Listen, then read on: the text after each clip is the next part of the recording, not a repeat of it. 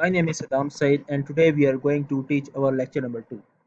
So second year lecture number 2 जो है वो हमारा जो है वो स्टार्ट होगा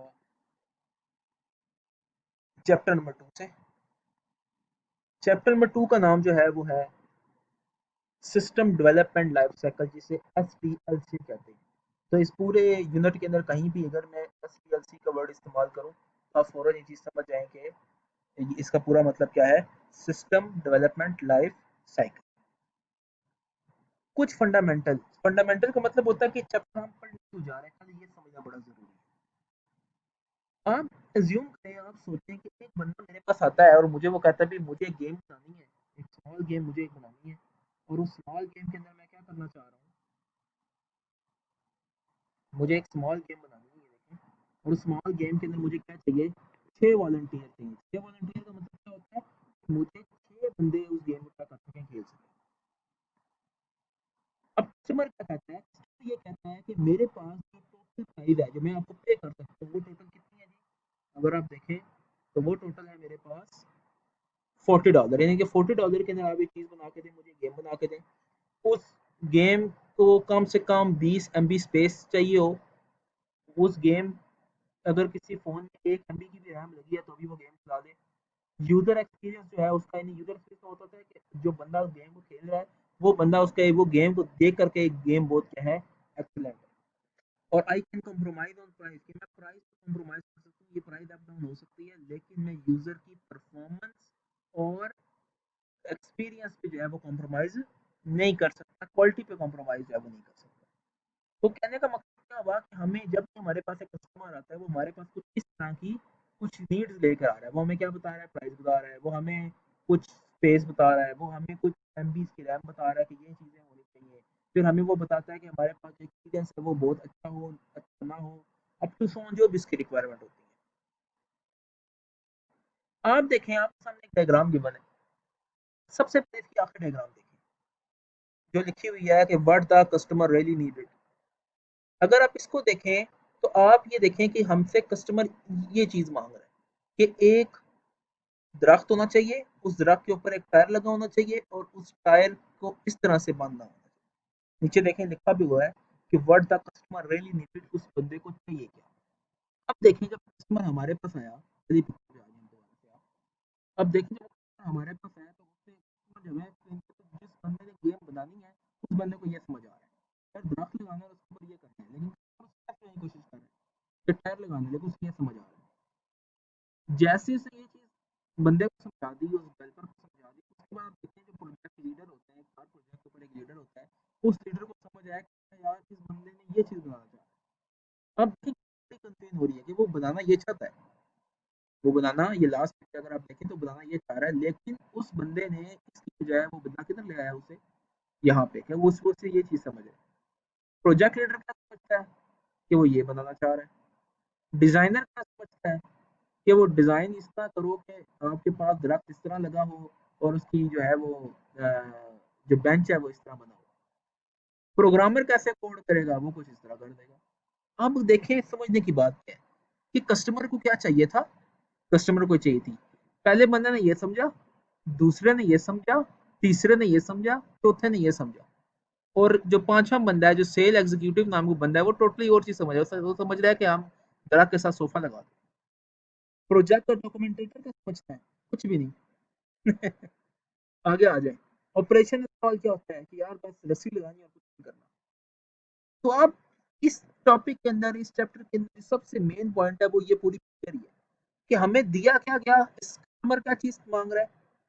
एक बंदा उसे ये चीज समझता है, दूसरा कुछ समझता है, तीसरा कुछ समझता है, चौथा कुछ समझता है, पांचवा कुछ समझता है, छठा कुछ समझता है, सातवां कुछ समझता है, और आखिरी में का जो बिल है वो क्या होता है, बढ़ते बढ़ते बढ़ते बढ़ते बहुत ज्यादा बढ़ जाता है। अगर एक बंदा कह रहा है कि मुझे 100 रुपए की गेम बनानी है तो हो सकता है उसे एंड 1000 रुपए पे करना पड़ जाए और फिर भी उसको वो चीज ना मिले जो वो मांग रहा था।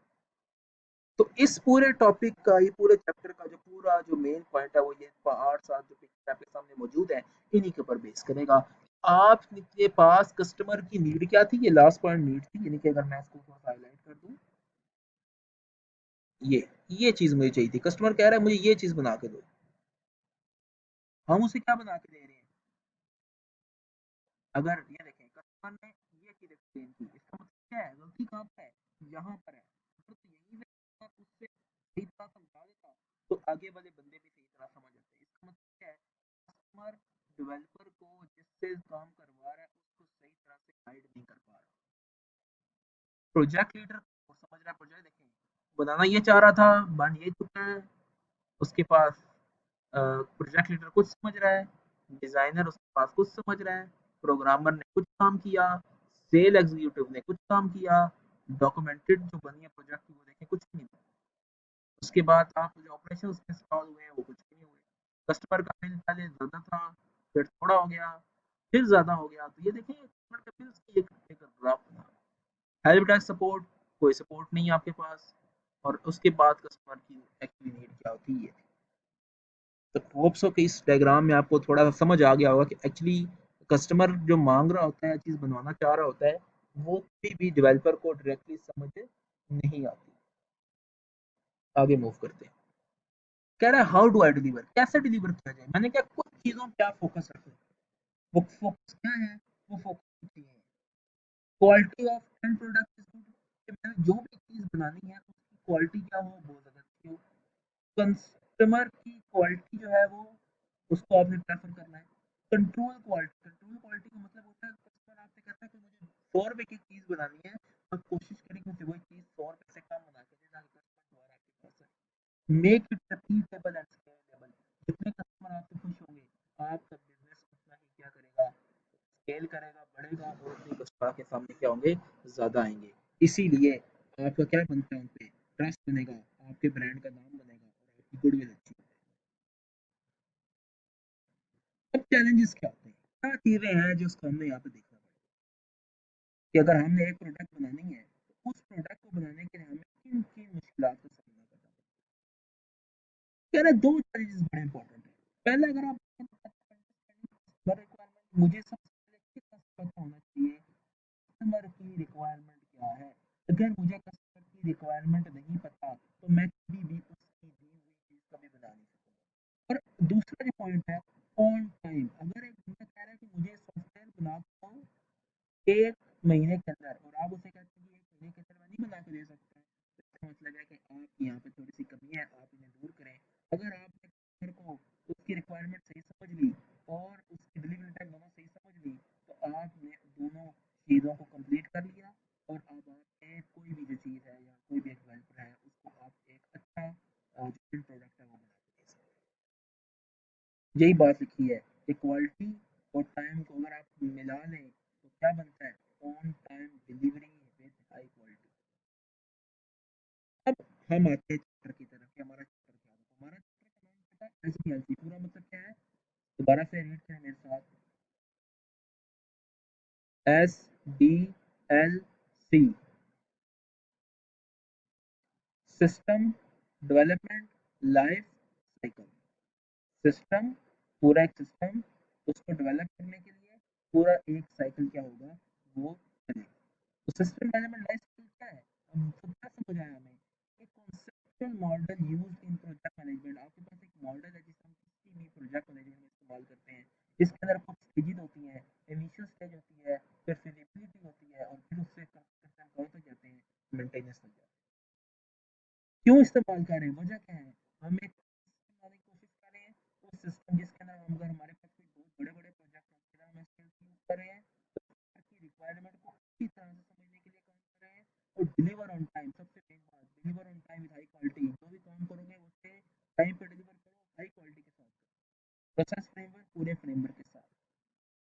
फिर आपने इसमें देखना है कि आपके पास शेड्यूल कितने हैं, आपने अपना जो कॉस्ट ओवरटाइम है वो आपने यूज आउट करनी है, यूजर की जो प्रॉब्लम है उन्हें सॉल्व करना है, पुअर क्वालिटी सॉफ्टवेयर आप नहीं लेने, पुअर मेंटेनेबिलिटी आप नहीं लेनी। अगर आप ये सारी चीज़ें नाकामयाब हो तो फिर आपका सिस्टम का क्या हो जाएगा, फेल हो जाएगा।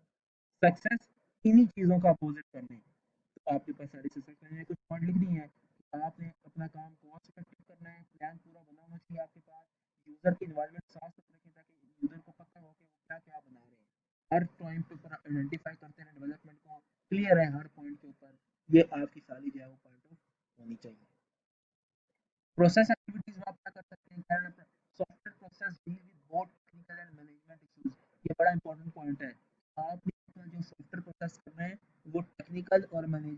दोनों के साथ लेके चलना है। ये कैसा लेके चल सकते हैं, आने वाली वीडियोस में हम देखते हैं। प्रोसेस की कितनी टाइप्स हैं, 3 टाइप्स हैं। पहली कौन सी है, आपने प्रोजेक्ट को मैनेज करना है। दूसरी कौन सी है, चेंज एंड कॉन्फ़िगरेशन मैनेजमेंट करनी है। इसमें आप देखेंगे कि कुछ पॉइंट्स लिखे हुए हैं कि मैं रिजॉल्व कर सकता हूँ अपने चैलेंजेस को, डिफाइन कर सकता हूँ और रिलीज कर सकता हूँ। प्रोसेस मैनेजमेंट क्या है, improving the process based on new techniques, tools and standardize and certification etcetera. तो ये कुछ पॉइंट्स हैं जो आप इनमें यूज इजीली कर सकते हैं। क्या क्या steps जो हम इस्तेमाल कर सकते हैं, कहना each step has own well defined objectives, required people with specific skills, take specific input and procedures, well defined output, well defined when it may begin and when it ends, user defined guidelines। तो कह रहा है हर step के अंदर आपको well objective काम करना पड़ेगा। Require people with specific skill, ऐसे बंदों को हायर करें जिनके पास स्किल्स हो, डिग्री ना हो। ये बड़ा इंपॉर्टेंट पॉइंट है। वो step define when it peak में बिगिंस, आप ऐसे स्टेप लें जो स्टार्ट से आपको बेनिफिट और यूजफुल रहे, और ऐसे टेक्निक और टूल यूज करें जो लेटेस्ट हो ताकि आपका काम आसान हो सके। प्रैक्टिस क्या हो सकती है, क्यों एसटीएलसी यूज कर रहे हैं, पहले बता चुका हूँ। काम पे देंगे, प्रेडिक्टेबल होगा, क्वालिटी अच्छी होगी, स्केलेबल काम होगा, फैसिलिटीज अच्छी होंगी, आप अपनी मेंटेनेंस और इम्प्रूवमेंट को बड़े अच्छे तरीके से काम प्रोवाइड कर सकते हैं। फेजेस पे आ जाए तो बहुत सारे फेज होते हैं, 3 की बात करूंगा। सबसे पहले होता है यूटिलाइजेशन। कोई भी प्रॉब्लम आपको आ जाए, सबसे पहली चीज, कोई भी प्रॉब्लम आपको आ जाए, आपने सबसे पहले क्या करना है, यूटिलाइजेशन करनी है। यूटिलाइजेशन के अंदर आपको क्या करना है, 3 चीजें करनी है। फिर रिपीट कर रहा हूँ, क्या करना है, 3 चीजें करनी है। पहली चीज क्या है, is the project worth doing, क्या ये प्रोजेक्ट आपके पास आया, ये काम करेगा, फिर इसके बारे में बात करते हैं। अगर तो काम करता है, go to the second point, find the project scope. Project scope का मतलब होता है प्रोजेक्ट बाउंड्रीज। कोई भी प्रोजेक्ट आपके पास मौजूद है, कोई प्रोजेक्ट नया आया है, आपने ये चेक करना है कि अगर ये प्रोजेक्ट मैं बता देता हूँ तो कैसे दूसरों को फायदा होगा, अगर होता है तो वेल एंड गुड, नहीं होता तो वहीं पर स्टॉप कर दें। तीसरी चीज कह रहा है कि deliverable is a physical report, कि आप जो भी काम करना है उसकी पूरी एक रिपोर्ट बनाने की, अगर मैं बना देता हूँ तो मुझे इसका कहाँ कहाँ पे फायदा होगा। अगर ये 3 चीजें आपने उस प्रोजेक्ट में देख ली तो आपकी इंस्टॉलेशन के फेज नंबर 1 मुकम्मल हो गया। Go two phase number 2। Phase number 2 का डेवलपमेंट क्या है, कॉन्सेप्ट डेवलपमेंट क्या है, कुछ पॉइंट्स लिखे हुए हैं। Feasibility study, will it work, क्या ये काम करेगा, आइडेंटिफाई करें सिस्टम इंटरफेसेस को कैसे काम करते हैं। तो उसके बाद की फंक्शन और नॉन फंक्शनल रिक्वायरमेंट की बात करते हैं। उसके बाद उनका कॉस्ट देखें, कितनी कॉस्ट के अंदर वो बन जाएगा। कस्टमर कहता है मेरे पास 100 रुपये है, आप कहते ये जो आप मुझे प्रोडक्ट दे रहे हैं ये 500 का बनता है, तो प्रोजेक्ट हो नहीं सकता। तो ये भी चीज़ देखनी है कि उनकी कॉस्ट के ऊपर वो काम होता है नहीं होता। सिस्टम की बाउंड्रीज, कि मेरा सिस्टम कहाँ पर मूव कर सकता है और रिस्क कितना आएगा। तो ये चीज़ें आपने कॉन्सेप्ट डेवलपमेंट के अंदर प्रॉपरली देखनी है। आगे चलते हैं, तीसरा पॉइंट प्लानिंग का। प्लानिंग का नाम बताया है कि जब आपने 2 चीजें करनी है, प्लान करना है कि मैंने इस सॉफ्टवेयर को लेके कैसे चलना है। तो कैसे लेके चलेंगे, कि plan is the developer that document that approach to be use, कौन सी अप्रोच इस्तेमाल कर रहे हैं, इसका कौन से टूल इस्तेमाल होंगे, कौन सी असाइनमेंट किस किस बंदे को देनी है, और प्रोजेक्ट मैनेजमेंट का प्लान जो आपने कैसे क्रिएट करना है। बाकी के जो पेजेस रह जाएंगे, हम आने वाली नेक्स्ट वीक की वीडियो होगी, सब डिटेल से डिस्कस करेंगे।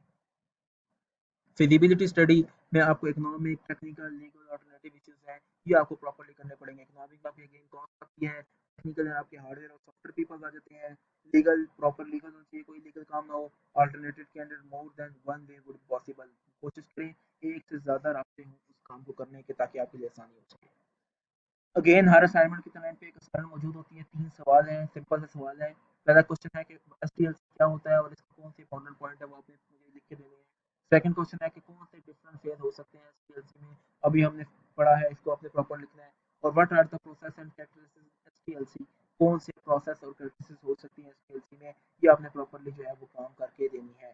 आप अपने इन आंसर के लिए इंटरनेट की मदद ले सकते हैं। मेन थिंग जो है ऑनलाइन वीडियो लेक्चर का मेरे सब्जेक्ट के अंदर, वो आपका कॉन्सेप्ट क्लियर करना है, और आपने आंसर जो है वो अपनी लो शीट पे जो है वो करना है। अगर आपको कोई लेक्चर मिस होता है किसी भी टॉपिक का, किसी भी सब्जेक्ट का, तो आप ये वेबसाइट को विजिट करके अपने लेक्चर को दोबारा से देख सकते हैं।